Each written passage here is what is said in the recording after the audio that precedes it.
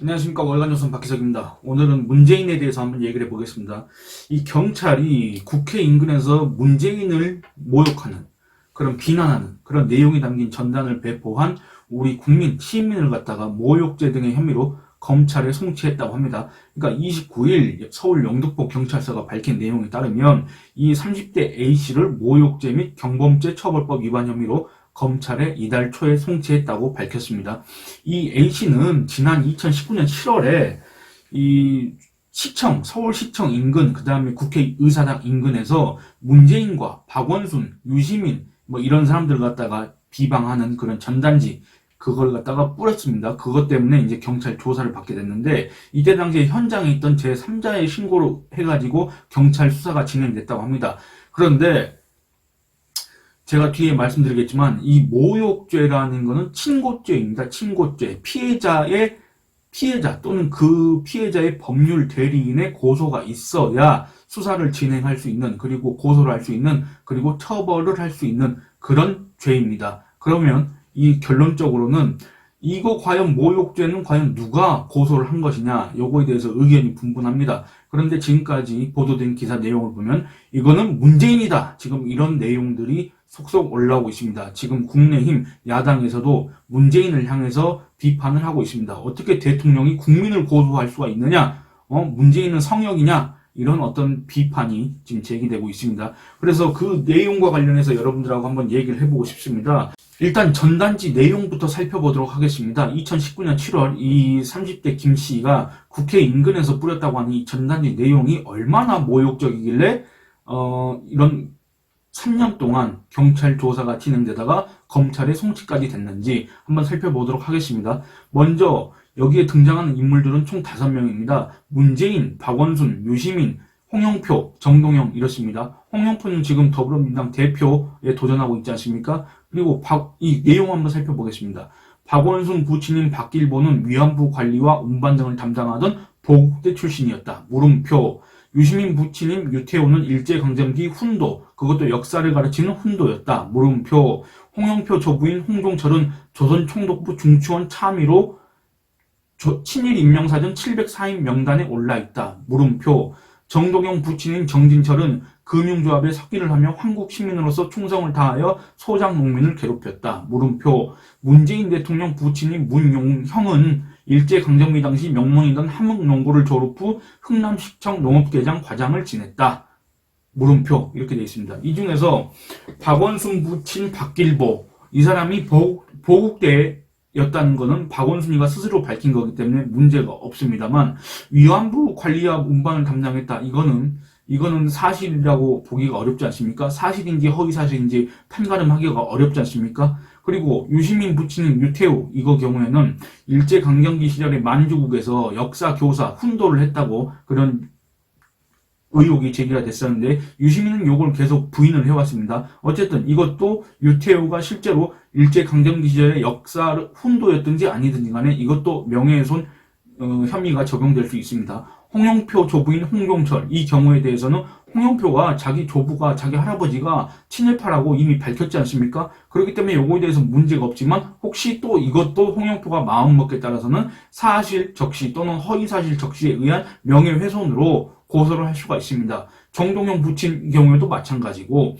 문재인 대통령 같은 경우에는 문재인 같은 경우에는 별 그런 내용이 없습니다. 명예훼손성 내용이 없습니다. 아니, 문재인 대통령 부친인 문용형은, 이름도 어렵습니다. 문용형은 일제강점기 당시 명문이던 함흥농고를 졸업 후 흥남시청 농업개장 과장을 지냈다는 게 어떻게 명예훼손이 될 수가 있습니까? 이게 어떻게 사실 적시에 의한 명예훼손이 될 수가 있겠습니까? 아무런 문제가 없지 않습니까? 그래서 예를 들어서 박원순, 유시민, 홍영표, 정동영, 이 네 사람 중에 한 사람 또는 이 사람들 전원이 사실 적시 또는 허위 사실 적시에 의한 명예훼손으로 이 30대 김 씨를 갖다가 고소를 했다면 또 이해가 되겠습니다. 근데 그게 아니었단 얘기입니다. 참고로 말씀드리면 이 전단지의 제목은 2020 응답하라 친일파 후손 해가지고, 그 전단지 우측 하단에는 그래 내년 총선 한일전 가자, 이렇게 돼 있습니다. 느낌표 3개 이렇게 돼 있습니다. 그리고 이 전단지 뒷면을 보시면은, 전단지 뒷면은 이 사진이 없는데, 전단지 뒤에 뭐라고 적혀 있었냐면, 북조선의 개, 한국 대통령 문재인의 새빨간 정체라는 큰 글씨가 있었다고 합니다. 그리고 왼쪽 하나는 민족 문재인 연구소라고 적혀 있었다고 합니다. 이게 바로 그 전단지를 뿌린 그 단체 이 이름인데, 어쨌든 여기서 보면은 이 해당 언급된 인사들의 조상이 친일파였다, 이런 주장은 그게 사실이든지 허위사실이든지 간에 명예훼손 혐의가 있습니다. 그러니까 우리 형법을 보면은 307조의 명예훼손이 명시되어 있습니다. 공연히 사실을 적시하여 사람의 명예를 훼손한 자는 2년 이하의 징역이나 금고 또는 500만 원 이하의 벌금에 처한다. 그리고 허위사실 적시에 의한 명예훼손 307조 2항, 공연히 허위의 사실을 적시하여 사람의 명예를 훼손한 자는 5년 이하의 징역, 10년 이하의 자격정지 또는 1천만 원 이하의 벌금에 처한다. 또 사자에 대한 명예훼손도 있지 않습니까? 제308조 공연히 허위의 사실을 적시하여 사자의 명예를 훼손한 자는 2년 이하의 징역이나 금고 또는 500만 원 이하의 벌금에 처한다. 또 309조는 출판물 등에 의한 명예훼손도 있습니다. 사람을 비방할 목적으로 신문, 잡지 또는 라디오, 기타 출판물에 의하여 제307조 1항 명예훼손의 죄를 범한 자는 3년 이하의 징역이나 금고 또는 700만 원 이하의 벌금에 처한다. 이렇게 되어 있습니다. 그러니까 이 명예훼손은 뭐냐면, 말씀드리자면 사실의 적시라는 거 있지 않습니까? 이거는 어떤 사람의 사회적 평가를 저하시키는데 충분한 구체적 사실을 적시하는 것을 말합니다. 이거를 적시하지 않고 단지 모멸적인 언사를 사용해서 타인의 사회적 평가를 경멸하는, 자기의 추상적 판단을 표시하는 거, 이거는 이제 모욕죄에 해당할 수가 있습니다. 예를 들어서 쟤는 종북이다, 주사파다, 쟤는 빨갱이다, 이런 거는 모욕 혐의가 적용될 수가 있습니다. 그런데 여러분 보시면은 지금 제가 아까 앞에 말씀드린 이 전단지를 뿌렸다, 그리고 고소를 당했다, 경찰이 조사를 했다, 그리고 검찰에 송치했다, 이거는 바로 모욕에 관한 겁니다. 모욕. 이 모욕은 형법 제311조에 명시가 되어 있습니다. 공연히 사람을 모욕한 자는 1년 이하의 징역이나 금고 또는 200만 원 이하의 벌금에 처한다, 이렇게 되어 있습니다. 여기서 말하는 이 모욕이란 건 뭐냐면 사실을 적시하지 아니하고 사람의 사회적 평가를 저하시킬 만한 추상적 판단이나 경멸적 감정을 표현하는 것이다.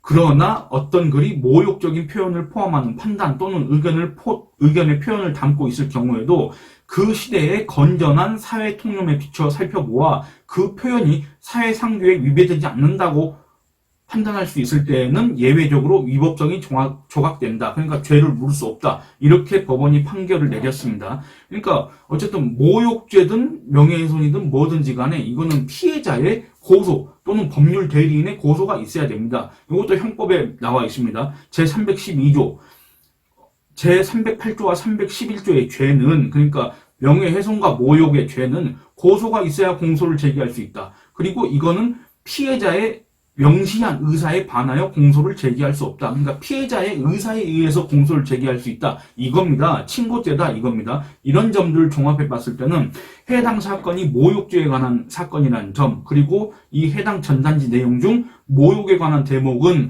북조선에게 한국 대통령 문재인의 새빨간 정체 인정을 감안했을 때 이 해당 사건의 고소인은 문재인 또는 문재인의 법률 대리인, 이들의 고소가 있어야 해당 수사가 가능하고 공소가 가능하다, 이렇게 얘기할 수가 있습니다. 결국에는 법리적으로만 따져보면은 문재인이 자신을 비방한 국민을 수사기관에 고소했다는 것 말고는 다른 경우를 상상하기 어렵다, 그렇습니다. 그러니까 지금 이 알려진 내용, 밝혀진 내용에 따라서 이게 정말 모욕죄에 관한 사건이라고 한다면 다른 경우를 상상하기 어렵다는 얘기가 됩니다. 어떻게 이런 일이 있을 수가 있습니까?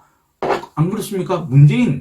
대한민국 대통령 문재인은 2020년 8월, 작년 8월에 뭐라고 했냐면, 정부를 비난하거나 대통령을 모욕하는 정도는 표현의 범주로 허용해도 된다. 대통령 욕해서 기분이 풀린다면 그것도 좋은 일이다, 이렇게 밝힌 바 있습니다. 그리고 대통령이 되기 전에 2017년 1월인가 JTBC에 나와서 대통령이 대통령이 되고 난 뒤에 국민들이 대통령을 갖다 이렇게 욕하거나 이렇게 하면 어떻게 하겠습니까? 그러니까 문재인이 뭐라 하겠습니까? 참아야죠, 뭐, 이렇게라고 대답했습니다. 그런데 그랬던 문재인이 만약에 자기를 비방했다는 이유로 국민을 갖다가 이 모욕죄로 고소를 했다, 이거 참 어처구니 없는 일 아닙니까?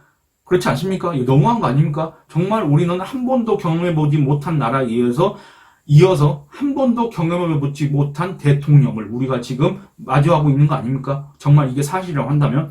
그리고 이거 너무 불공평한 겁니다. 왜냐하면 대통령은 현직에 재직하고 있을 때는 형사상의 소출을 받지 않습니다. 어떤 잘못을 저지르든지 간에 형사상의 소출을 받지 않는다는 얘기입니다. 헌법 제84조는 대통령은 내란 또는 외환의 죄를 범한 경우를 제외하고는 재직 중 형사상의 소출을 받지 않는다. 이렇게 되어 있습니다. 그러니까 아무리 잘못을 하더라도 내란죄, 외환죄가 아닌 경우에는 대통령이 재직하는 현직 기간일 경우에는 형사소출을 받지 않는다는 얘기입니다. 수사도 안 받고 그다음에 고소도 해도 그건 공소 제기를 할 수가 없다. 이 얘기가 되는 겁니다. 그러니까 법적 보호를 받고 있는 대통령이 자기를 비방했다는 이유로 그런 내용이 담긴 전단지를 뿌렸다는 이유로 국민을 고소를 했다? 이게 말이 됩니까?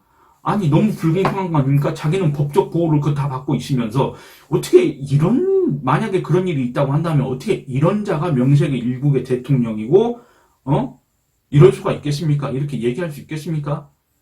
정말 믿기 싫은 일입니다. 사실이 아니길 바랍니다.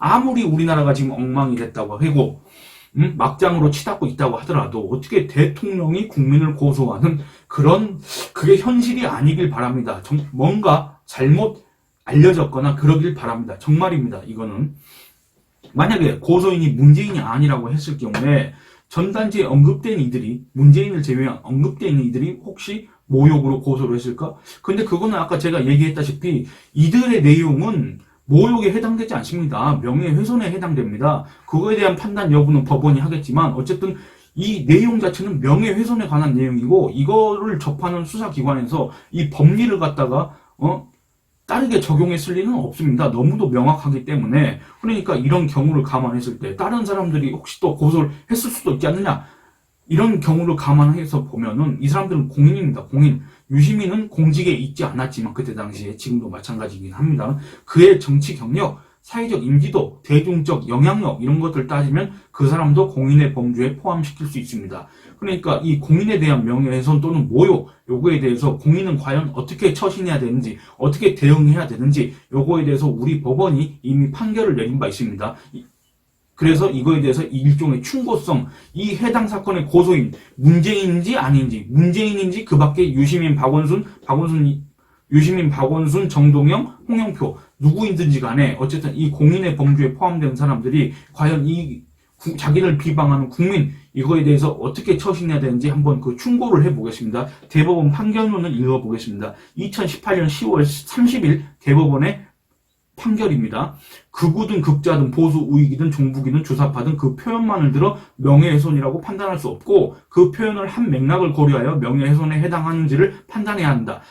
피해자의 지위를 고려한 것은 이른바 공인 이론에 반영되어 있다. 공론의 장에 나선 전면적 공적 인물의 경우에는 비판을 감수해야 하고 그러한 비판에 대해서는 해명과 재반박을 통해서 극복해야 한다. 이렇게 얘기하고 있습니다. 그러니까 이 사람이 공인인 인정을 감안했을 때는 충분히 그 사람이 어떤 사회적 인지도, 대중적 영향력, 그 다음에 어떤 이 발언의 전파력 이런 것들이 있지 않느냐. 그러니까 법적인 사법부의 힘을 빌지 않는다고 하더라도 스스로 자기를 구제할 수 있지 않느냐. 그렇기 때문에 해명과 재반박을 통해서 그 명예훼손 또는 모욕에 대해서 극복할 수 있지 않느냐. 이런 주문을 한 겁니다. 법원이. 그러면서 민주주의 국가에서는 여론의 자유로운 형성과 전달에 의하여 다수 의견을 집약시켜 민주적 정치 질서를 생성 유지시켜 나가야 하므로 표현의 자유, 특히 공적 관심사에 대한 표현의 자유는 중요한 헌법상 권리로서 최대한 보장되어야 한다.